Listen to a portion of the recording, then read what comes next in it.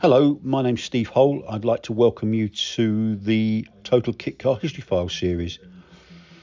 I'm the editor of TKC Mag and totalkitcar.com, and in this little series we look at the wonderfully colourful past of the UK's kit car industry, celebrating 75 years in existence, I think, in 2024, which is absolutely brilliant milestone. If you're new around here, then welcome. If you're old hands and you're regulars, then welcome back. I will just briefly stop, just in case. You must never assume these things, and I've got to say that if you've come here out of curiosity or by accident, really, that's what we do. We look at the kit car industry's past. It's a great British industry, and we've got some fabulous cars, some quirky cars, some super talented designers, and some absolute bonkers stuff to bring you, and that's what we like. We like bonkers here at TKC Mag and Total Kit Car. So stay tuned, and if you come back, we do these every week actually. So if you you're sure to find something, I hope, that you like. Hello and welcome. In this episode, we explore Unipower, Minipower.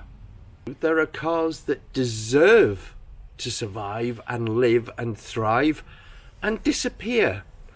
Here's a car that theoretically should have continued on as a GTM rival, because in many ways it was superior, but that's a matter of opinion. Anyway, here is the story of the Unipower GT.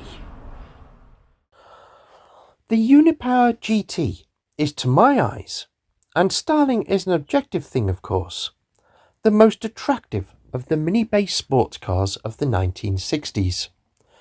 Built between 1966 and 1970, it was initially inspired by the Italian Abarths that combined simple Fiat components and lightweight bodywork.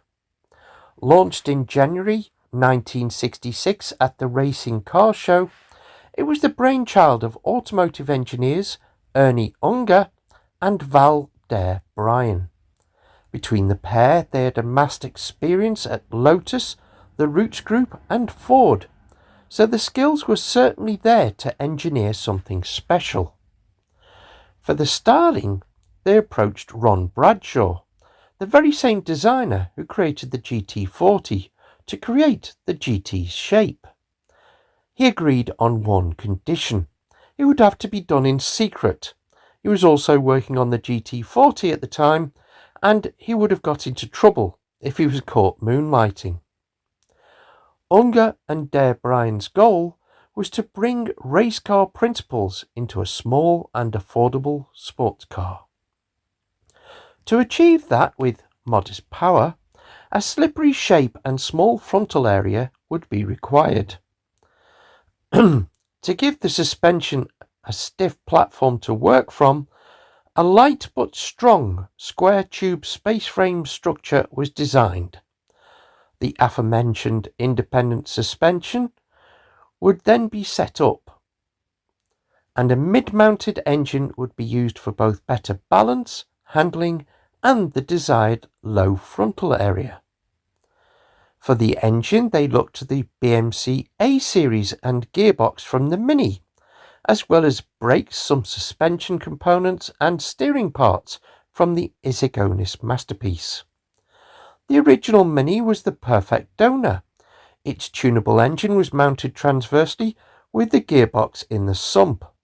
After all, it inspired the same layout for the Lamborghini Miura, albeit with a V12 unit. The Mini setup meant that the new mid-engine sports car would be both quick and nimble, whilst having very compact dimensions. However, in all, only 73 examples were ever built. It's a rare car, but it's still revered amongst enthusiasts in the know. So let's look a little bit deeper into what made this car so special. What they ended up with after Bradshaw put pen to paper for them was an elegant, well-balanced performance car for the road. The front end was low and narrow with fixed round headlamps within the smooth, sleek wings. The dash windscreen rose up from this attractive bonnet like that of the contemporary Lotus Europa. But the high rear deck, to my eyes, is more successful than the Lotus. Those rear haunches remind one somewhat of the Ford Mustang Fastback made famous in the Bullitt. Hand-built, the Unipower square tubular space frame chassis was made by renowned fabricators Arch Motors.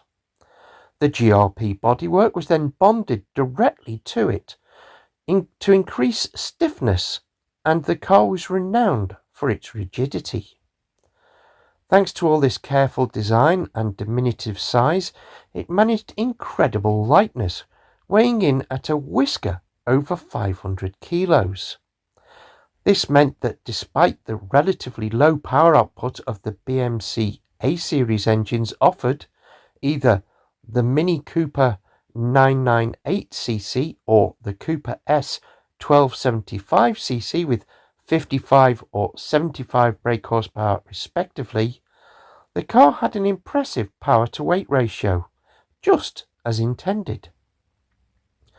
The BMC parts were obtained at a hugely discounted rate, thanks to Alec Isagonis's involvement in the project. The Unipower GT was shown to the Mini designer at BMC, who was so impressed with what he saw that he subsequently offered the components bits they needed at way below retail cost. This was a massive boost in helping to keep the price of the car low.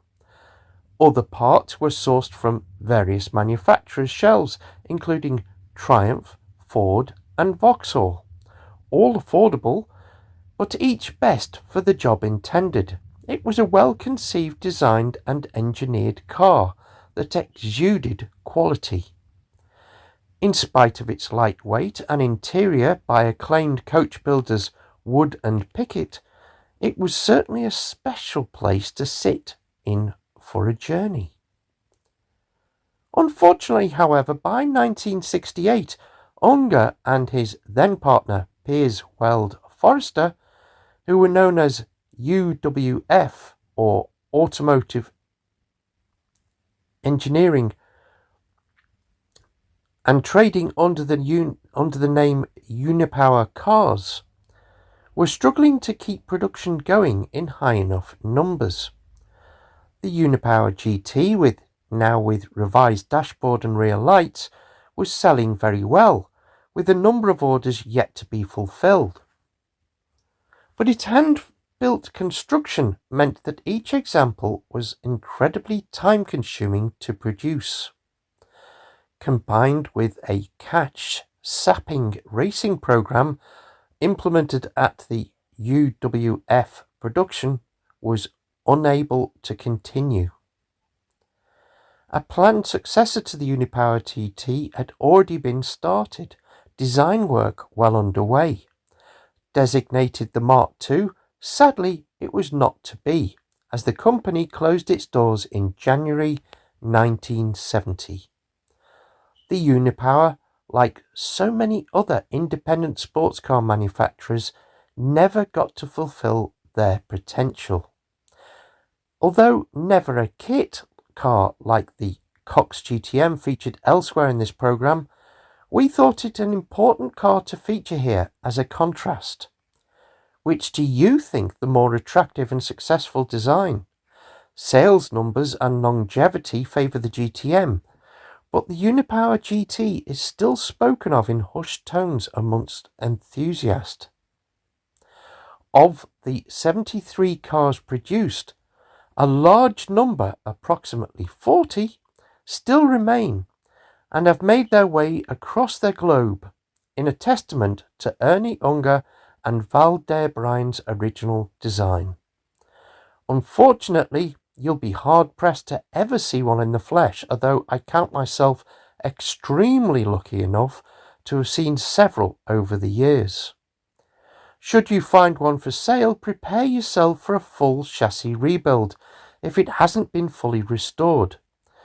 Being bonded inside the body can hide a lot of rot in what would now be a 55-year-old car at least. Is it worth it? Definitely, due to its scarcity alone, but also because it is such a beautiful and fine handling machine. Moving on from the Unipower to another car that did even less sales and in many ways had the recipe and the design that should have led to hundreds if not thousands of sales. This is the Minipower. The status symbol, later renamed the Minipower, was a mid-engined, mini-based kit car designed by Brian Luff, who had been a well-regarded engineer at Lotus. He designed the Minipower as his vision of the Lotus 7 Series 4 alternative, but with a mid-engined layout. It featured a space-frame chassis, fiberglass body, and utilised the Mini's A-Series engine and gearbox and front subframe, mounted at the rear of the car. The design was intended, as I mentioned earlier, to be a more affordable rear-engined alternative to the Lotus 7 Series 4, which Luff felt should have gone down the mid-engine route. The Unipower used various mini components, including the engine, gearbox, front subframe and suspension uprights. This kept costs lower for the builder, but also made the lightweight roadster very quick. Unlike most mini-based cars which were front-engined, the Minipower placed the Mini's engine and front subframe behind the driver, creating a mid-engined configuration. The steering arms were locked in much the same way that GTM had done with their mid-engined kit. This made using the front subframe a straightforward bolt-in job for the complete rear end on the kit car. The front suspension utilised a unique double wishbone design with mini uprights and inboard mounted coil spring and damper units. The chassis was constructed from tubular steel, providing a lightweight and strong foundation for the suspension to work with. Again, this was following the same principle as the Lotus 7 it was aiming to compete with. The bodywork was made of GRP, offering a lightweight and rust-resistant exterior. Again, this made perfect sense, keeping both weight and costs down. The flared rear arches resembled the Lotus, but the mid-engine layout allowed for a much lower wedge-shaped front end, making the Minipower really stand out. Sadly, only 8 kits were ever produced, which is quite staggering considering the pedigree of the people behind it and the handsome appearance of this car. High production costs associated with the complex design and fabrication limited the number of kits sold and built, apparently. But what do you think? Is this car a missed opportunity, ahead of its time? Or is it one that should really fade into the memories, like so many kit cars that have been and gone? Thanks for visiting. Really appreciate you giving up a chunk of your day to visit our channel and indeed listen to this video. We've probably got over 100 videos now on the channel, so if you're bored or you like this sort of stuff, we've got plenty for you and plenty coming up as well. We're trying to do these once a week. Life sometimes and just being busy gets in the way. But I do need to take a break from them sometimes because I've been churning them out in recent months, and other things have to take priority sometimes, but I do enjoy doing them. I didn't think I would, but I was persuaded to do them. But amazingly, I think we got nearly 1,500 subscribers at the time of recording this, and that amazes me. It really does. But anyway, have a great day. I hope you are having a great time wherever you are in the world, whatever time of day it is. One final thing, I know, I say it all the time, but if you could hit the like button before you depart at least. But of course, subscriptions don't cost a penny on the YouTube channel. And I saw some stats the other day, 23% of viewers are subscribers. So just think how many subscribers I'd have if 3/4 of the 80% subscribed. It really is free, and I really would appreciate it. Anyway, in the meantime, see you on down the road. Have a great day. See ya.